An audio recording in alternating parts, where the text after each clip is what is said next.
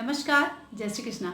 आज हम आपको बताने जा रहे हैं कि यदि आप मकर राशि के जातक हैं और मकर लगन के जातक हैं, तो ग्रहों का जो संचरण सितंबर 2020 में होने जा रहा है, वह किस तरह से आपको प्रभावित करेगा, इस विषय की जानकारी इस वीडियो में हम आपको देने जा रहे हैं। तो चलिए जल्दी से आप देख लें कि कैसे देखेंगे कि आपका लग्न मकर है। 10 नंबर यदि आपके प्रथम भाव में लग्न चार्ट में विद्यमान है, तो आपका जो लग्नोदय है वह मकर राशि का होगा।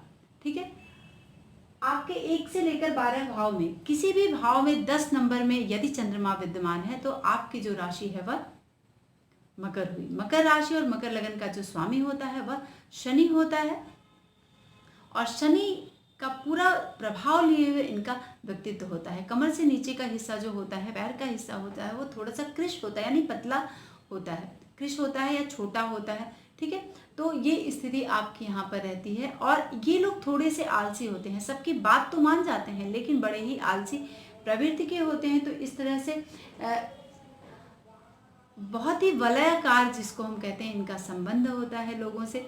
तो अब वलयाकार मतलब समझिए, गोल गोल गोल, ये संबंध इस तरह का इनका होता है।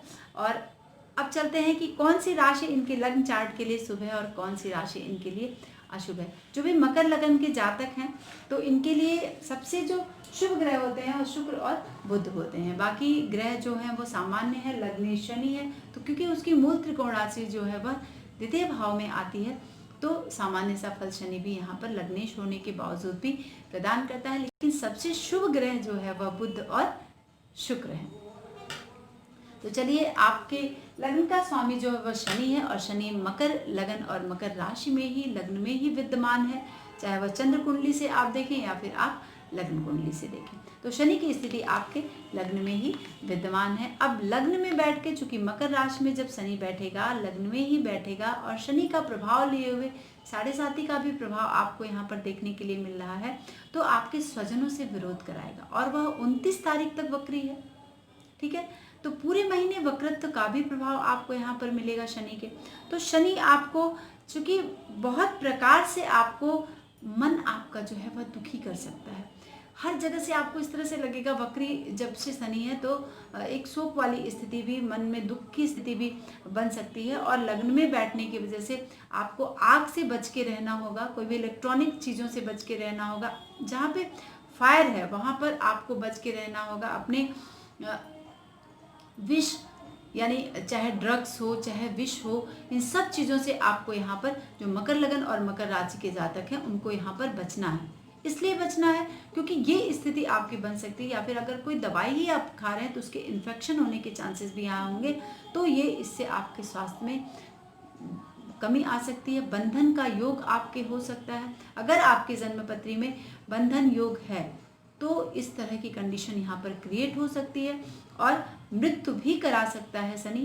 यदि आपके जन्मपत्री में मार्केश की, डबल मार्केश की दशा चल रही है, वेश की दशा है, लग्नेश की दशा है, तो आपको यहाँ पर बहुत सावधान रहना है। बाकी लोगों को मैं डरा नहीं रही हूँ, लेकिन आप अपनी जन्मपत्री एक बार जरूर दिखा लें, क्योंकि शनि का जो संचरण है वह आपके लग्न में ही हो रहा है। ठीक है, तो जिससे कि आपके थोड़ा सा धन में हानि करा सकता है। वक्री होने की वजह से स्त्री से संबंधित प्रॉब्लम क्रिएट कर सकता है, पुत्रों से संबंधित भी प्रॉब्लम क्रिएट कर सकता है, यानी बीमारी से 2-4 भी शनिदेव यहाँ पर आपको करा सकते हैं। ठीक है, और एक जो प्रवृत्ति होगी वह निराशाजनक होगी। यदि आपका लग्न जो है वह मकर है, तो आपकी प्रवृत्ति बड़ी ही उदासीन होगी, बड़े उदास उदास से रहेंगे।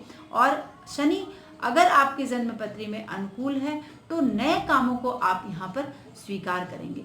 ठीक है, उसे पूरा करने की चिंता आपको रहेगी, और बहुत शांत स्वभाव से, बहुत दक्षता से, दूरदर्शिता से आप अगर काम करते हैं तो आपका जो काम है वह पूर्ण होगा। ठीक है, तो यहाँ पर आपको अब देखना है कि बृहस्पति की स्थिति क्या है। बृहस्पति आपके तृतीय भाव का स्वामी है और आपके द्वादश भाव का स्वामी है। तृतीय भाव का स्वामी होकर, द्वादश भाव का स्वामी होकर, धनु राशि में यानी द्वादश भाव में ही बृहस्पति देव जो है वह विद्यमान है। तो द्वादश भाव में आपको धर्म के प्रति रुचि अवश्य बढ़ाएंगे। धर्म के प्रति बड़ी बढ़ चढ़कर आप हिस्सा लेंगे, यानी वो आपके अंदर एक इस तरह की भावना आएगी जिससे कि आपका जो मन है वह एकदम से धर्म की तरफ आगे जाएगा।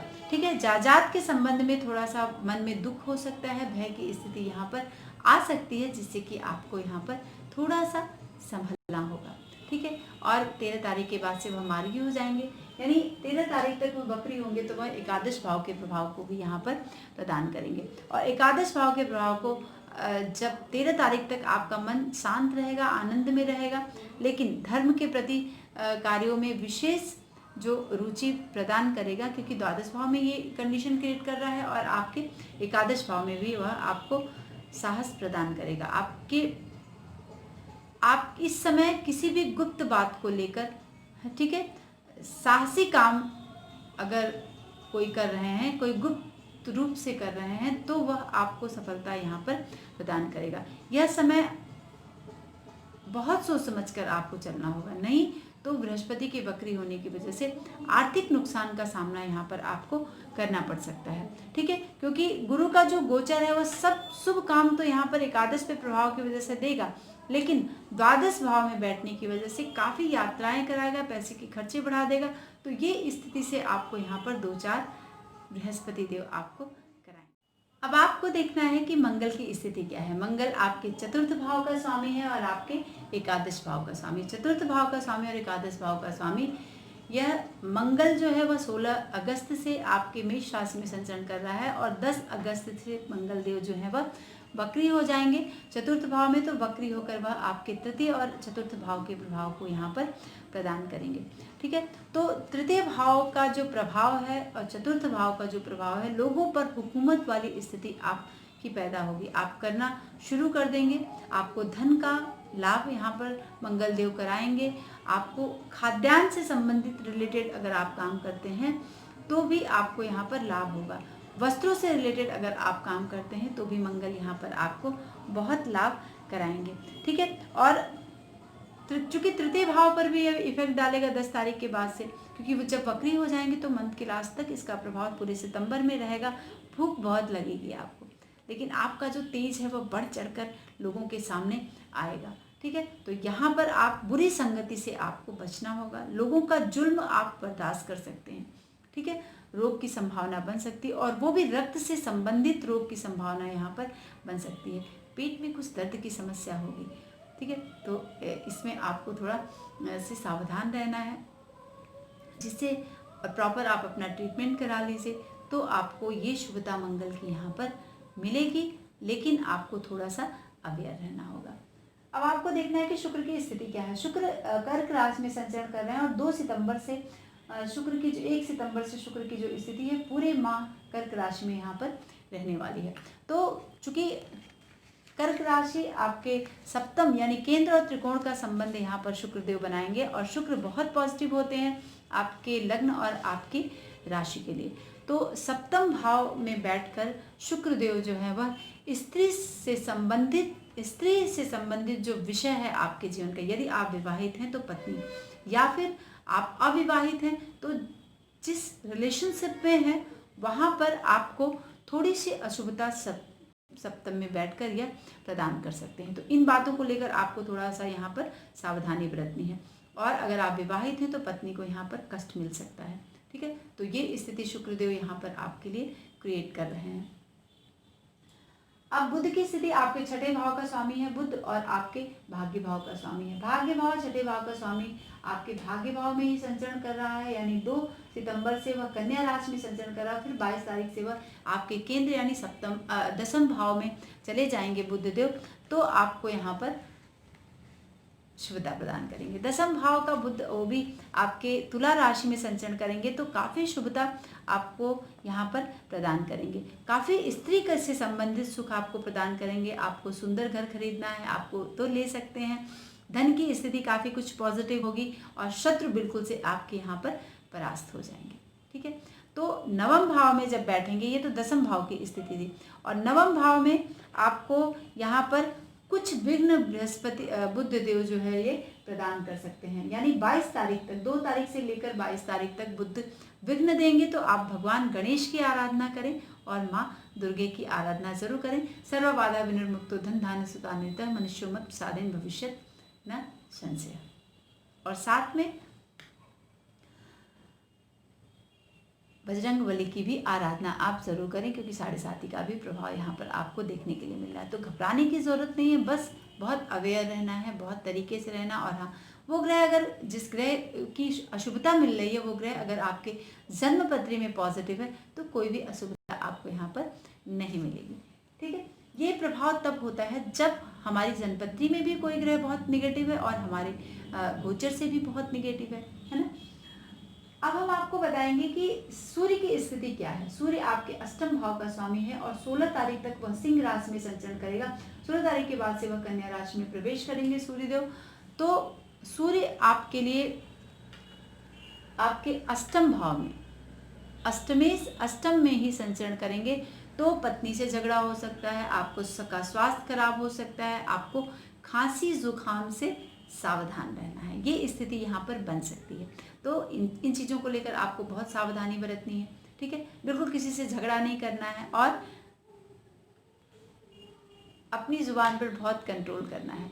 जब 16 तारीख के बाद से कन्या राशि में संचरण करेंगे सूर्यदेव तो धन की प्राप्ति कराएंगे।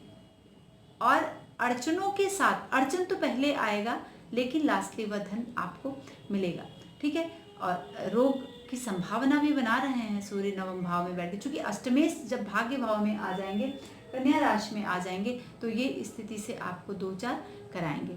संकट की स्थिति यहाँ पर उत्पन्न कर सकते हैं, क्योंकि आपका यहाँ पर देखिए कि बुध और सूर्य यानी भाग्येश और अष्टमेश का एक साथ युति और संबंध बन रहा है, और प्लस आपके लग्नेश से और सूर्य से षष्ठक योग भी यहाँ पर आप देख सकते हैं कि बन रहा है। सूर्य जब 16 तारीख के बाद से कन्या राशि में जब वह सिंह राशि में रहेंगे 16 तारीख तक, आप देखिए कि लग्नेश और अष्टमेश का यहाँ पर षष्ठक योग बन रहा है। तब आपको स्वास्थ्य से संबंधित बातों का बहुत ध्यान रखना है और किसी से झगड़े लड़ाई की बात नहीं करनी है। चंद्रमा 2.25 दिन एक राशि में संचरण करता है और चंद्रमा महीने के शुरुआत में कुंभ राशि में संचरण करेगा, यानी 1 और 2 तारीख को चंद्रमा जो है वह आपके द्वितीय भाव में संचरण करेगा और सूर्य की दृष्टि पूरी तौर पर यहाँ पर आपको रहेगी। ठीक है, तो आपको थोड़ी सावधानी बरतनी है चंद्रमा को लेकर। क्यों? क्योंकि चंद्रमा आपके स्वास्थ्य को थोड़ा चूँकि आपको खराब कर सकता है, स्वास्थ्य में आपके दिक्कत कर सकता है, धन में कुछ विघ्न उत्पन्न कर सकता है, धन प्राप्ति में, है ना, कुछ विघ्न की स्थिति यहाँ पर महीने की शुरुआत में चंद्रदेव जो है वह बना सकते हैं। ठीक है, अब हम आपको बताएंगे कि राहु सबसे बड़ा जो प्लैनेट है 18 महीने और सबको डर भी होता है, तो राहु किस तरह से आपको प्रभावित करने जा रहे हैं। अब राहु की स्थिति क्या है? अगर आप मकर लगन और मकर राशि के जातक हैं तो राहु आपके पंचम भाव में यहाँ पे संचरण करेंगे और 18 महीने संचरण करेंगे। अभी तक वह मिथुन राशि में थे और एक घर पीछे चलते हैं, तो वह 19 तारीख से ही अपना प्रभाव पंचम भाव पर देना शुरू कर देंगे, लेकिन 23 तारीख से उसका प्रभाव पूर्ण रूप से आपको यहाँ पर देखने के लिए मिलेगा। पंचम भाव में राहु देव का संचरण हो रहा है और एकादश भाव में आपके केतु का संचरण हो रहा है। पंचम भाव में बैठकर थोड़ी से आपके मन स्थिति को खराब करेंगे राहु, आपका मन नहीं लगेगा, चाहे वह शिक्षा के क्षेत्र में है, आप विद्यार्थी हैं, किसी व्यवसाय में हैं, पैसे की तो प्रॉफिट कराएंगे और पूरे यानी 0 से लेकर 30 अंश तक तीनों देशकाल में वह एक जैसा ही प्रभाव देते हैं। कब प्रभाव अपना दे दें इसका कुछ भी पता नहीं रहता है, क्योंकि अचानक से ये अपने प्रभाव को देते हैं। ठीक है, तो अगर पंचम भाव का संचरण वो भी 18 महीने रहेगा, तो धन से संबंधित मामलों में आपको कोई भी डिसीजन अगर आप ले रहे हैं तो बहुत जानबूझकर समझकर लेना है, नहीं तो नुकसान वाली स्थिति यहाँ पर बना देंगे। 11वें भाव में केतु का जो संचरण है वह आपके भाग्योदय को कराने आ रहा है। कोई भी भाग्योदय से संबंधित स्थिति आपको यहाँ पर देखने के लिए मिल सकती है। आपको ऐसा लगेगा बहुत परेशान है, लेकिन अचानक से वो भाग्योदय आपका यहाँ पर कराएंगे। तो आज के लिए बस इतना ही मित्रों, और अगर आपको हमारा विषय पसंद आता है तो अपने दोस्तों में साझा जरूर करें। नमस्कार, जय श्री कृष्ण।